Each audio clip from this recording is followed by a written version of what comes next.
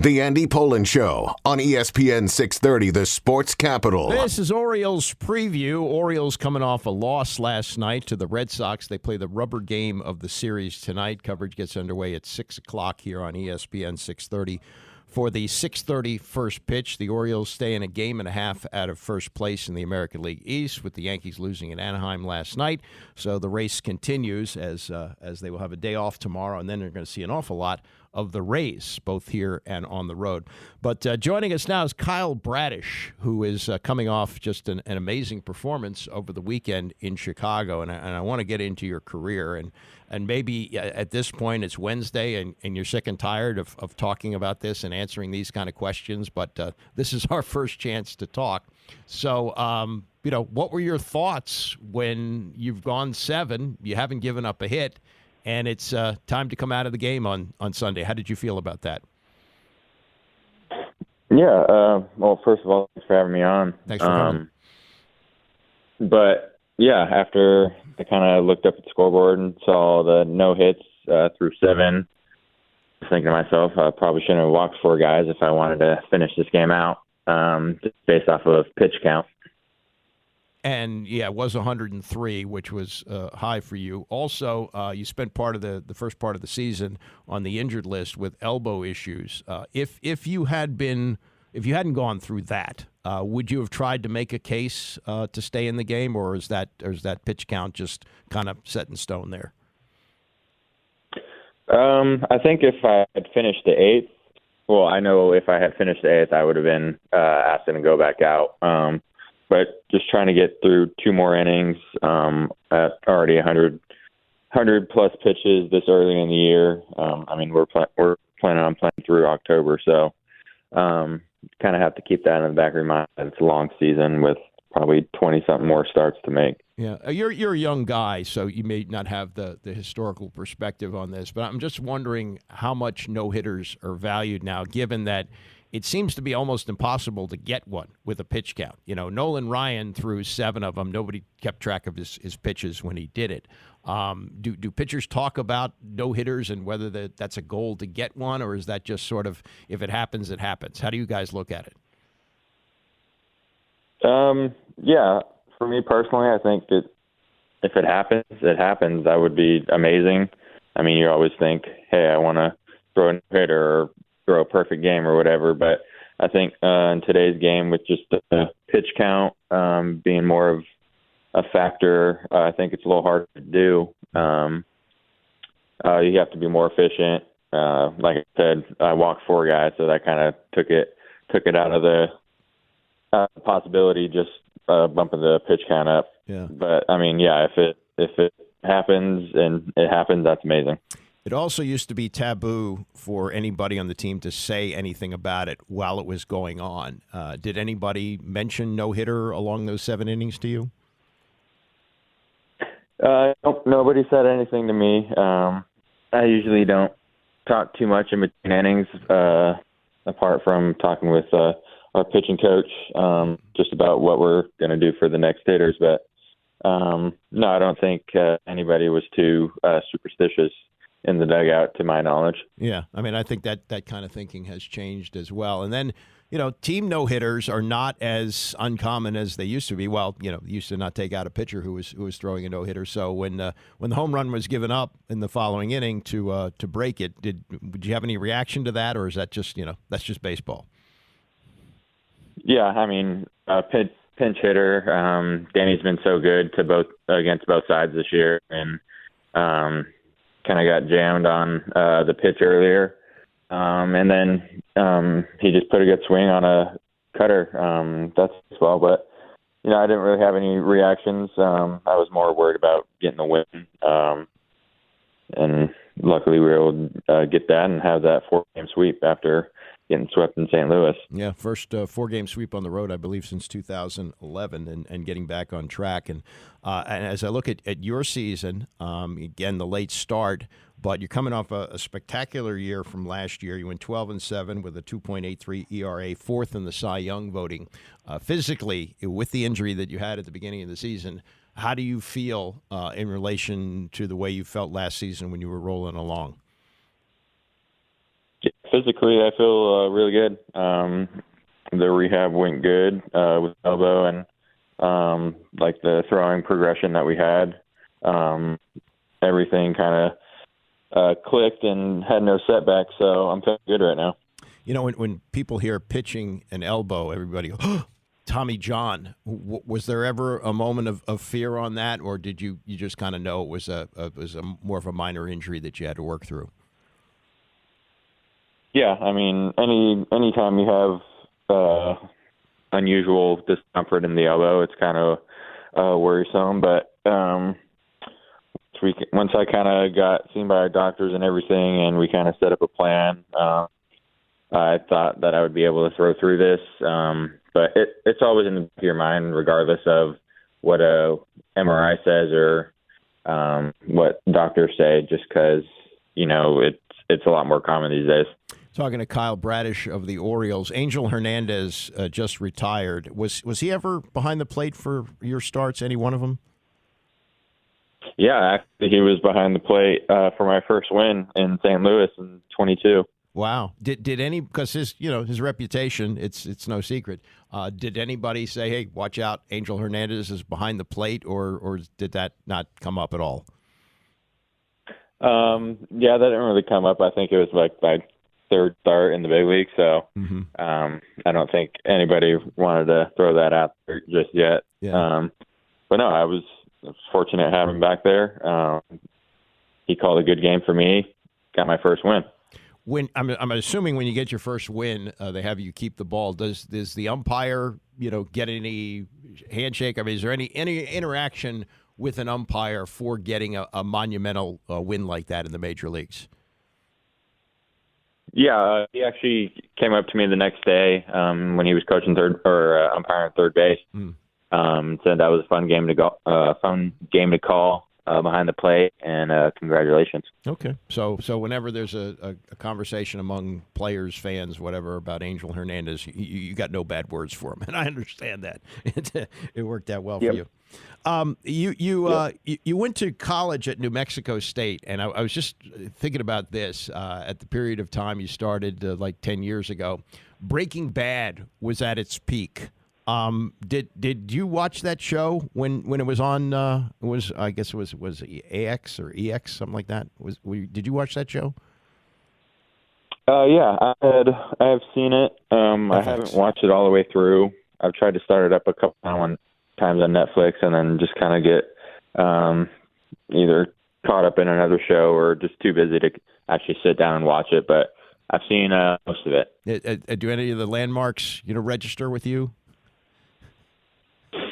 I believe that's in a different area of New Mexico than I was. Than where I went to college. So I never actually really got to see much of that. Yeah. I guess people don't ask you, hey, did you see the fictional meth lab? No, I don't think that would have come up when there. You get drafted in the Angels organization, and then you came over to Baltimore in the Dylan Bundy deal, and you came at a time which was really rough for everybody with the pandemic, having to sit out a year where you could really be developing in the minors. What kind of a year was that for you in 2020? Yeah, it was tough. Baseball-wise, I was fortunate enough to go out to the alternate site, so I was able to throw against some older hitters, better hitters than I had faced, and I think that kind of set me up for the next year. I started in Double-A in 21, and then was there for about a week and went up to Triple-A. So I think the pandemic, it gave me a chance to work out a little bit more before everything started back up. And then when I went out to the alt site, I was able to actually get some innings in. Those couple of years where you're developing in the minors in 2021 and 2022, you're playing with a lot of the stars who are with the team now. Did you have a sense when you were playing then that, my God, by the time we all get to the majors, we got a chance to be a really good team? Did you have that feel then?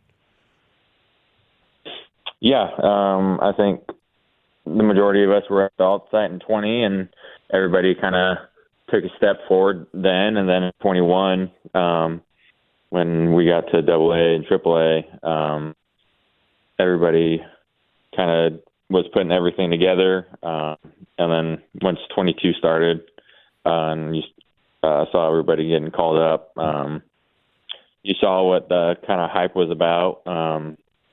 So yeah, I had played with those guys a little bit, but in 21, when I really got to play like full season with everybody, I knew there was something special about the kind of group that they had put together. Yeah, I mean, and we're seeing the fruits of it now, and it's been really fun to watch, and everybody playing together. You go 4-7 in the big leagues in 2022. What really turned it for you last year when you had that 12-7 season? What was the turning point to become a dominant pitcher as you have become? I think turning point was probably the second half in 22.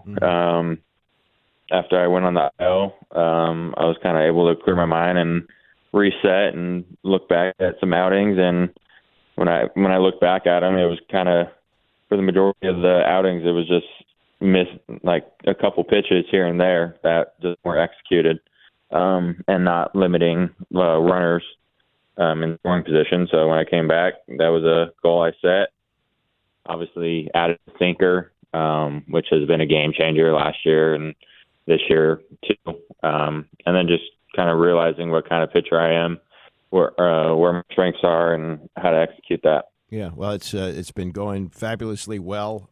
Great start this year, late start, but great start and a great season from last year. And as a team, we didn't know last year. And as the season went along, maybe the goals got greater. First, it was just to make the playoffs, then win the division. You win 100 games. This year, does it feel like a World Series or bust situation for you guys, or do you view it that way? I think the goal is always getting to the World Series and winning that. But there's not any talk about that in clubhouse. We're a very good team at focusing on the next game and then flushing whatever happens that night and get ready for the next one. So I think once we get there, the goals will keep increasing. But right now it's just taking every win, every game, and every series and focusing on that. Okay. Close out the Red Sox series today, day off tomorrow, then the Rays this weekend. Do you know which game you'll be starting this weekend? I believe I will be starting Saturday. Okay. Yep. Not 100% on that one, but I believe Saturday. It's supposed to be a beautiful day, and it's a 1:35 start. So best of luck. And hey, if you get through the weekend without giving up a hit, you may you may be looking at Johnny Vandermeer down the road. You never know. so anyway, great performance over the weekend. Continued success to you and the rest of your team, and good to talk to you. I appreciate that. Thank you. Thank you. That's Kyle Bradish, who was in a different era. You go, what? He hasn't given up a hit through 7. They're taking him out of the game. Hey, it's 2024. That's the way things work. And obviously, he doesn't seem to have any real issues with it. And as he said, 4 walks, it's hard to justify staying in the game after you've thrown 103 pitches. But it's good to hear that he's physically 100% after early season elbow issues. Coming up, we'll look at last night's game and also what the Orioles need if they are going to be a World Series team this year. It's Orioles Preview, ESPN 630. The Andy Pollin Show on ESPN 630, the sports capital. Orioles preview continuing as the Orioles wrap up the series against the Red Sox tonight. Corbin Burns, their ace, takes the mound, 6:30 start. Like these early starts. The Orioles used to start games at 7. Some years, I think it was even 7:30. But now they start at 6:30. So that'll close out the series. Rubber game. Chance to gain ground on the Yankees, who lost last night in Anaheim. Yankees a game and a half up on the Orioles. And the other thing that you look at with the schedule, the way it lines up, after a day off tomorrow, they're going to see a lot of the Rays. And last year, that was the battle. Like, the Rays started it out like they were going to run away with the division. And the Orioles beat them in a series there fairly early in the season. I want to say it was like May or maybe even early June. But that kind of set the tone. Rays are struggling this year. They're below 500. So there's going to be a lot of games against them. There's a 3-game series that will start tomorrow night at home. Then the O's go to Toronto for 4 games. It'll be their second 4-game road series. They just played one in Chicago. And then they play 4 games against the Rays. So one 4-game series into another. They'll start that a week from Friday as they play 4 against them. That'll wrap up with a Monday game. So they'll see a lot of them. And the way the standings look right now, that's a chance to kind of fatten up. Whereas last year you looked at it and goes, oh, those are showdown series. That's probably going to decide the division. Now, as for what happened last night, they got a rough start, really, out of Grayson Rodriguez. He gave up all 4 of the runs he gave up in the first 2 innings, did pitch 6, but they were behind and never caught up as they lost to the Red Sox 8-3. This is manager Brendan Hyde. Give Bernardino credit. He's been having a heck of a year, and he did a great job against this. Mountie had a good at-bat, and then, unfortunately we didn't score after that, after he got the next 3 guys out. But with how good their bullpen is, and we're down 1 bases loaded, no out spot, then you feel pretty good about our offense at that point. Sorry. Rodriguez was, had 2 rough first 2 rough innings, then he was okay. Overall, what did you think? I thought he did a great job of settling down after the second inning. He got hit hard the first couple innings and was leaving some balls in the middle part of the plate, and they were hit some balls hard against them. But I thought he made some really good adjustments there after the second inning, and the next 4 were outstanding. Yeah, Brennan Bernardino is the reliever he's referring to with the Red Sox, coming in, bases loaded, no out, wound up pitching 2 innings and did not give up a hit, gave up 1 walk, and was key in the Red Sox closing it out. As for Rodriguez and his ability to settle down and to give them 6 innings after a rough start, this is what Hyde says about that. For me, it's one of the strides he's made so far is kind of, kind of quick adjustments, not letting it snowball on him. They were on it pretty good first time through the order, especially, and then they did a great job, like in the 3rd inning, of locating a little bit better and utilizing his changeup a little bit more, and getting his fastball to the right spots. And 4 really good innings after the first 2 were not so good. Yeah, his ERA pretty solid, 3.53, as he did go 6. Suffered only his 2nd loss of the year. 5-2, and assessed what his performance was in last night's loss. I mean, anytime you give up 4 runs, I think pretty disappointed about that. I was glad I was able to go 6 innings, but should have done a better job keeping my team in the game. How do you think the fastball helped you in the 3rd inning on? Yeah, the fastball helped me tremendously. Got me through that outing. I think if I didn't have it today, I think it would have been a lot shorter, a lot worse of an outing. What went wrong in the first 2 innings? Really, I can't say. The pitch to Abreu, the homer, well-located changeup down in the zone. The pitch to Devers that dropped in the outfield. I mean, we're an inch away from getting out of that.